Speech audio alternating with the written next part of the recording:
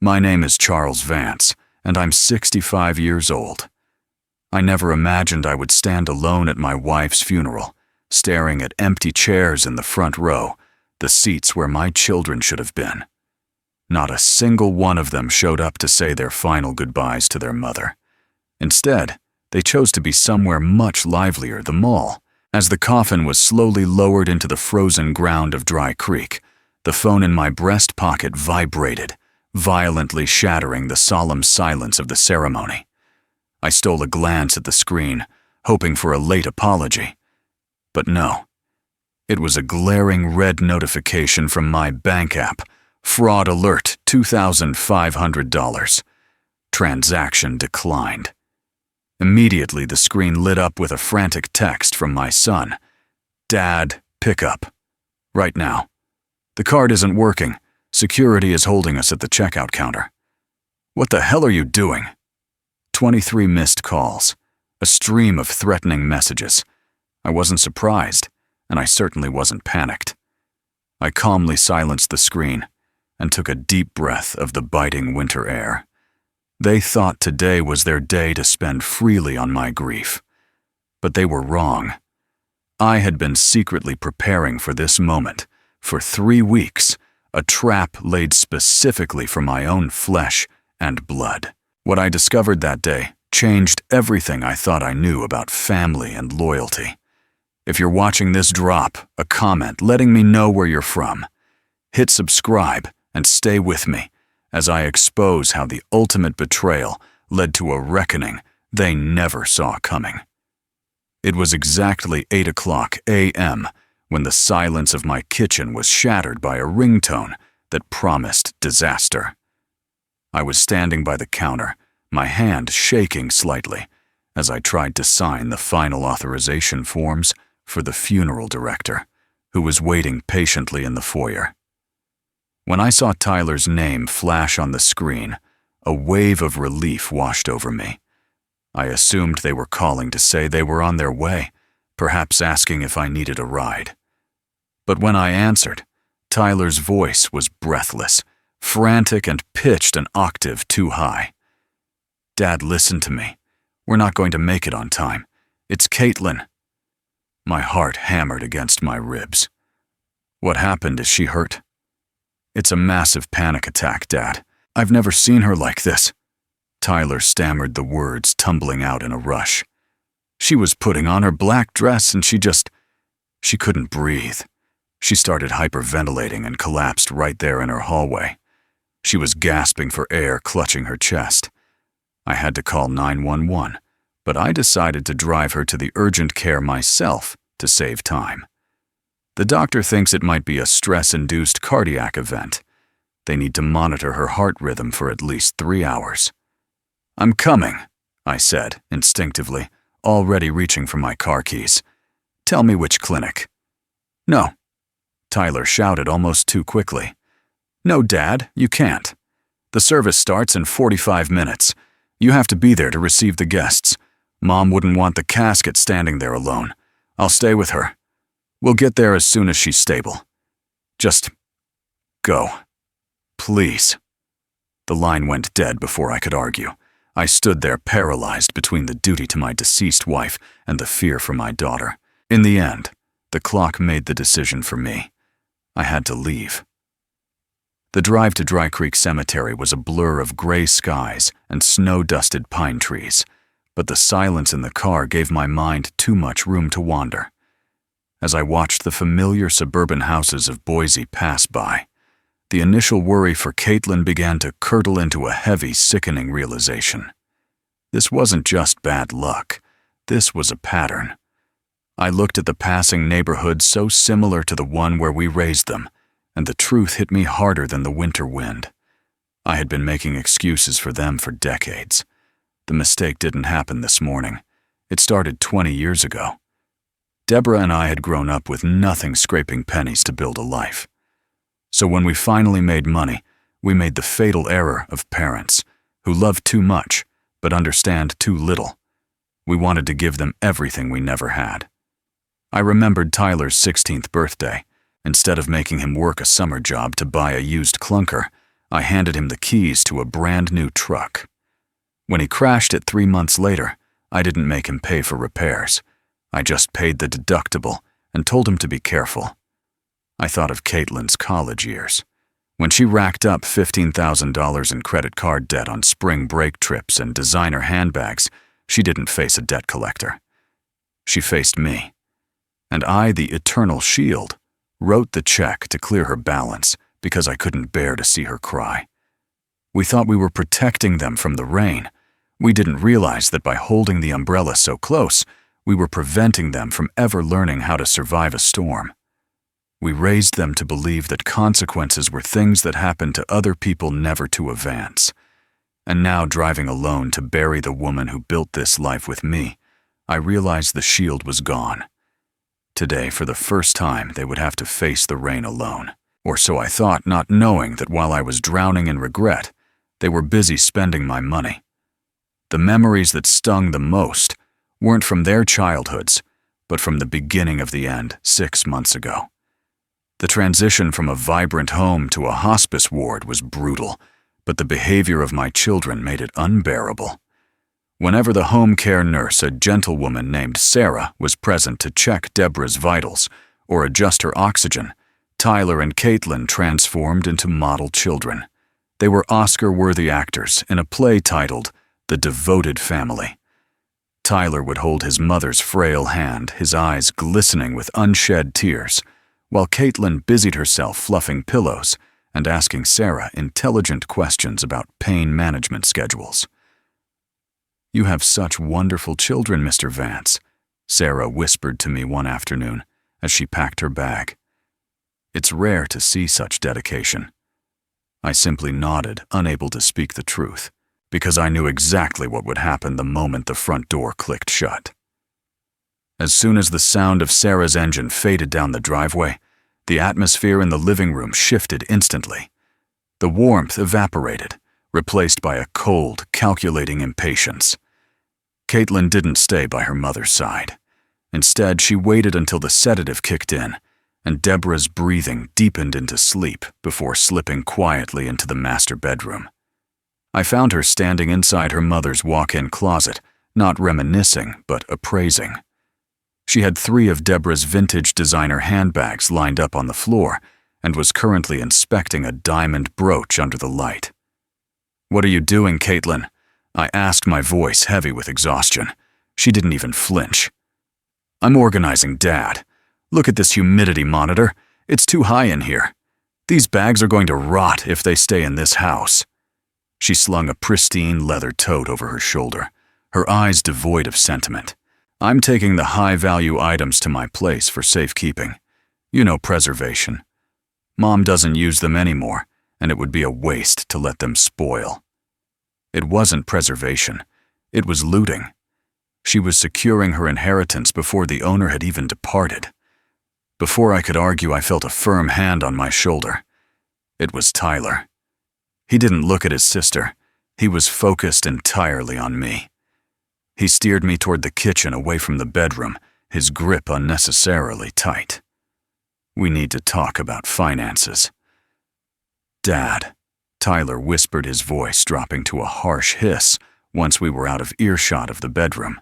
He pulled a stack of medical bills from the counter bills I had already sorted. "What about them?" I asked, pouring myself stale coffee just to keep my hands busy. "The burn rate, Dad. You're spending almost $5,000 a month on out-of-pocket specialists and experimental comfort care," Tyler said, tapping a finger aggressively on the paper. "Look, we all love Mom, but let's be realistic. The prognosis hasn't changed. She's terminal." He leaned in closer, his breath smelling of expensive mints. "I have a liquidity issue.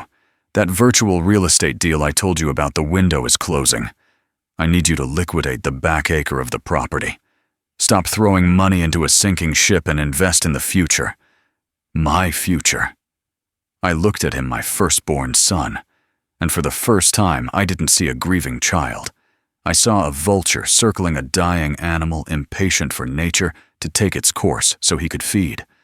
They weren't mourning the loss of their mother. They were mourning the depreciation of their assets.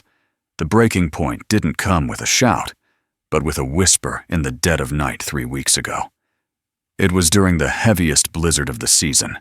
The power lines outside were groaning under the weight of the ice, creating an eerie silence throughout the neighborhood. Inside the house was dark, save for the dim amber glow of the night lights. Tyler and Caitlin had decided to stay over, claiming the roads were too dangerous to drive back to their apartments, though I suspected they just wanted to be present in case the end came during the night. Because Deborah's breathing had become shallow and irregular due to the apnea caused by her medication, I had dug out an old baby monitor, the very same one we had used when Tyler was an infant. I placed the transmitter on the nightstand next to her head so I could hear her rhythm, and I clipped the receiver to my belt. Around 2 o'clock, and my throat felt like sandpaper. I left Deborah sleeping and crept downstairs to the kitchen to get a glass of water, the receiver hissing softly with static at my hip. As I stood by the sink, watching the snow swirl against the window pane, the static on the monitor suddenly cleared. It wasn't Deborah's breathing I heard. It was voices. Tyler and Caitlin were sitting in the living room, which was situated directly below the master bedroom vent, allowing the sensitive microphone upstairs to pick up their conversation as if they were standing next to me. "We have to move fast, Tyler." Caitlin's voice crackled through the speaker, low but distinct. "The market in Boise is starting to plateau. If we wait too long after the funeral, we might miss the peak." "Relax. I've already drafted the listing," Tyler replied, the sound of ice clinking in a glass accompanying his words. "I ran the comps.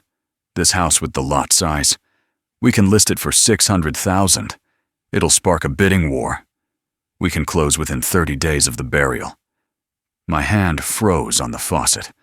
They were selling my home before my wife's body was even cold.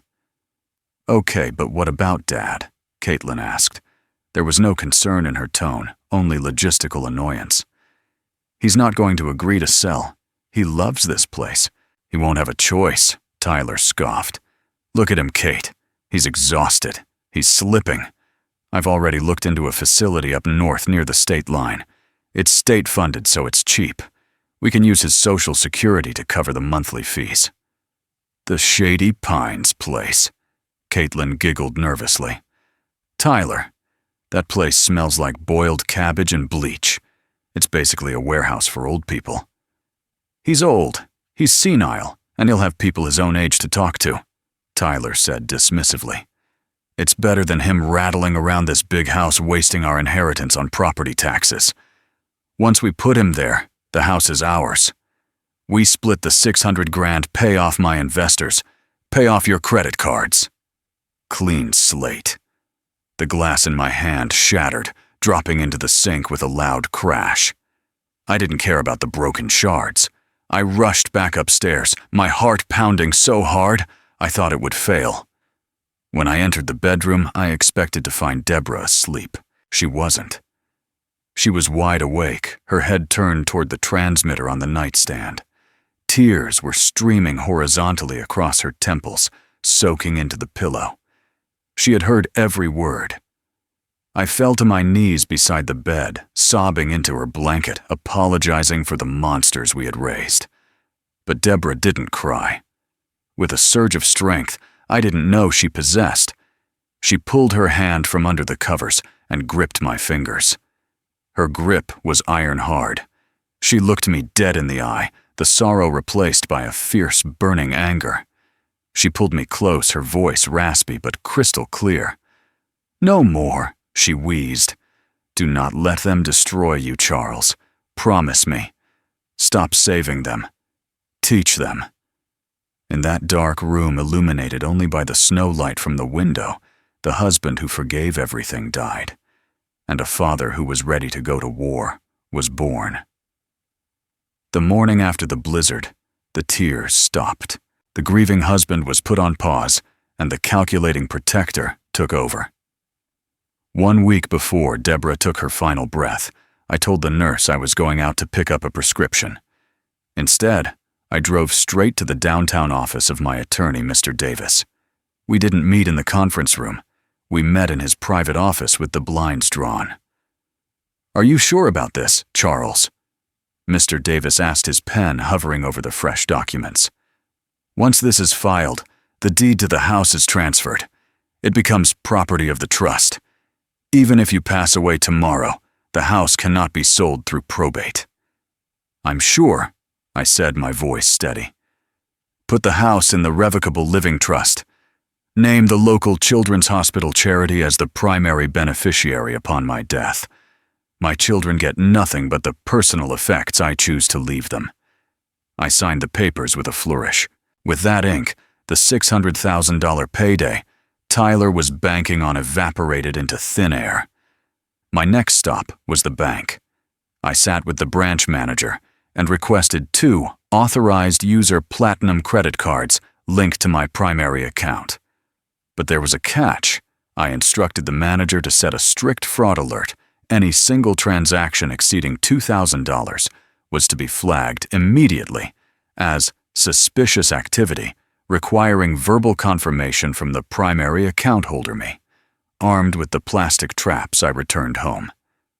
That evening, I called Tyler and Caitlin into the dining room. I made sure to hunch my shoulders and let my hands tremble slightly as I poured tea.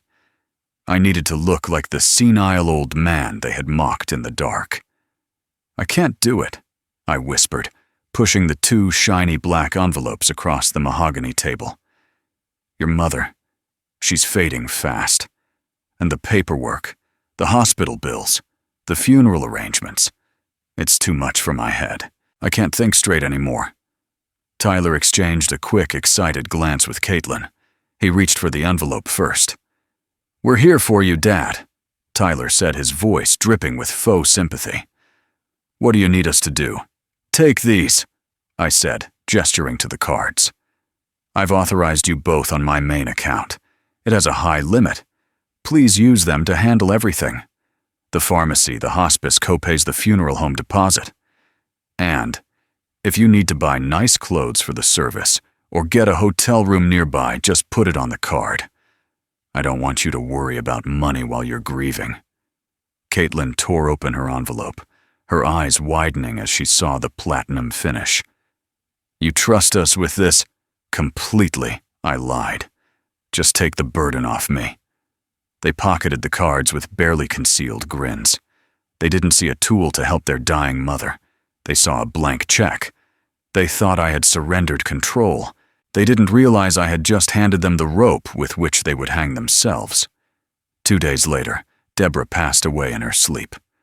While I held her hand and wept for the love of my life, my children were in the hallway, already discussing which high-end boutiques at the mall were having sales that weekend. Back at Dry Creek Cemetery, the wind had picked up, cutting through the heavy wool of my coat. The machinery lowering Deborah's casket into the earth began to whir, a mechanical grinding sound that felt like it was chewing up the last of my resolve. I was staring at the polished wood, trying to say a silent prayer, when I felt a sharp nudge at my elbow. It was Frank. He wasn't looking at the grave. He was looking at his phone. His face twisted in a mixture of disbelief and disgust. "Charles," Frank whispered, his voice rough. "You need to see this. My daughter just sent it to me. She follows Caitlin." He thrust the screen in front of my face, shielding it from the snow. It was a screenshot of an Instagram story posted only 20 minutes ago. The location tag didn't say St. Alphonsus Hospital or Urgent Care. It read in bold letters, Boise Town Square Mall. The image was a selfie. Caitlin was beaming, her lips painted a bright, festive red, showing absolutely no signs of a panic attack or cardiac distress. She was holding a large iced latte in one hand and posing next to Tyler. My son wasn't grieving. He was smirking, holding up 3 large shopping bags from a high-end electronics store. But it was the caption that turned my sadness into ice-cold fury. Self-care day. Sometimes you have to treat yourself to heal. Hashtag retail therapy. Hashtag Black Friday came early. There it was. The undeniable proof. While I was burying the woman who gave them life, they were celebrating her death as a payday. They weren't missing the funeral because of a medical emergency. They were missing it because there was a sale on 4K televisions and designer boots. The machinery clicked, and the casket hit the bottom of the grave with a final hollow thud. That sound was the period at the end of a long, painful sentence. I reached into my pocket and pulled out my phone. The notification from the bank, the one warning of the $2,500 attempted charge, was still glowing on the screen. I didn't just stare at it this time. I unlocked the app and navigated to the security settings for the authorized user cards, ending in 4098 and 4099. My thumb hovered over the options. I could have just frozen the cards, which would have simply declined the transaction. But that wasn't enough. Not anymore. I selected the option in red, Report Lost, /stolen and fraud. A confirmation box popped up. This action is irreversible. The card will be deactivated immediately. If this card is currently being used, the merchant may be instructed to retain the card and contact law enforcement. Do you wish to proceed? I looked at the grave one last time. Goodbye, my love, I whispered. And goodbye to them. I pressed confirm. The effect was instantaneous. Within seconds, the status of the cards changed from active to fraud stolen. Almost immediately, my phone began to vibrate violently. It wasn't a notification this time.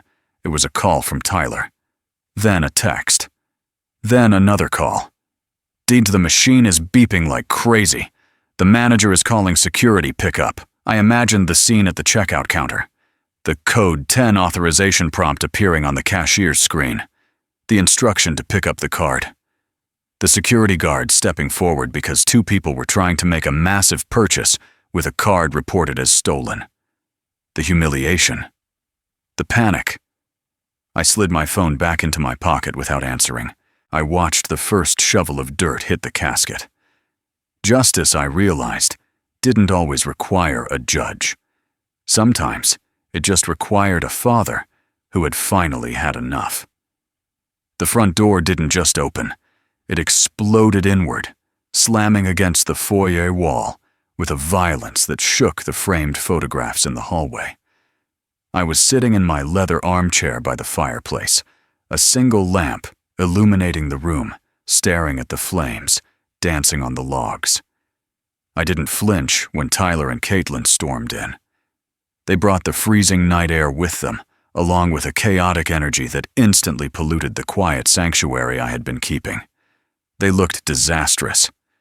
Tyler's expensive coat was hanging off one shoulder, and Caitlin's mascara was smeared down her cheeks, tears of rage, not grief. "Do you have any idea what you did?" Tyler screamed, his voice cracking. He threw the cut-up pieces of the platinum card onto the coffee table. Security held us for 2 hours. 2 hours, Dad. The police came. They filed a report. They treated us like common thieves in front of everyone. I was so humiliated. Caitlin sobbed, stomp-walking toward me. They made us return everything. They escorted us out of the mall like criminals. Why would you report the cards stolen when you gave them to us? I took a slow sip of my tea, letting the silence stretch until it became uncomfortable. Then I stood up. I didn't shout. I didn't tremble. I was the calm eye of their hurricane. I reported them stolen because they were being used by people I don't recognize. I said, my voice dangerously low. My children would have been at their mother's funeral. The people at the mall were strangers stealing my money. We were going to come right after, Tyler argued, his face flushing red. It was just a detour. No. I cut him off. I reached for the thick manila folder resting on the mantelpiece and tossed it onto the table between us. It was a choice. And now, I've made mine. Tyler frowned, picking up the document. What is this? The Vance Family Revocable Trust. Read the property clause, I instructed Coldell. Tyler's eyes scanned the page and the color drained from his face. You You transferred the deed to a charity trust. That's right, I said, stepping closer to them. This house no longer belongs to me personally. It belongs to the trust. It cannot be sold. It cannot be leveraged. And it certainly cannot be liquidated to pay off your crypto debts. And as for me, I won't be checking into that state-funded nursing home you found in the North County. I'm staying right here. In my home. Caitlin gasped, her hand flying to her mouth. You knew you heard us. Mom heard you too, I said, delivering the final blow. Her last wish wasn't to save you. It was to stop you. I pointed to the door. The gesture was absolute. I have removed you both as authorized users on all accounts. Any pending charges that managed to go through before the lock? That's your debt now. If you don't pay it, the bank will come after you for fraud. I won't lift a finger to stop them. Dad, you can't be serious, Tyler stammered, his arrogance finally shattering into fear. Where are we supposed to go? I was counting on the listing commission from this house. Figure it out, I said, like adults. I walked past them to the open door, where the snow was swirling in under the porch light. Get out. Dad, Caitlin whimpered. Mr. Vance, I corrected her. Get out of my house. They looked at me, waiting for the crack in the armor, waiting for the father who always wrote the check to reappear. But he was gone, buried this morning, alongside his wife. Seeing the resolve in my eyes, they retreated, stepping backward into the cold night. Heads bowed, not in shame, but in defeat. I didn't watch them drive away. I firmly gripped the handle of the heavy oak door and pushed it shut. Click. I turned the deadbolt. Thud. The house fell silent. For a moment, the quiet felt heavy, ghost-like. But as I walked back to the fire, watching the embers glow with a steady, enduring heat, the feeling shifted. It wasn't loneliness. It was the clean, crisp atmosphere of a life finally swept clean of debris. I was alone, yes. But for the first time in 20 years, I was free.